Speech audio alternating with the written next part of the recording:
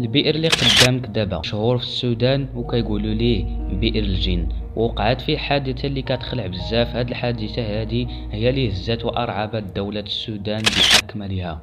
وكانت هاد الحادثه هادي عندها علاقه بهاد البنت اللي كتشوف قدامك دابا. اليوم غادي نتكلموا على الشوائل. هاد القصه هادي وقعت في 2010 في السودان مع اسره صغيره مكونه من جوج افراد، الاب وبنته رايا اللي عندها 10 سنوات، والام ديالها اللي توفات في فترة صغيرة. الأب ديال رايا كان كيعاملها بقسوة كبيرة وكان كيضربها لأتفه الأسباب، وكان معروف في القرية بزاف بأنه ساحر ودجال.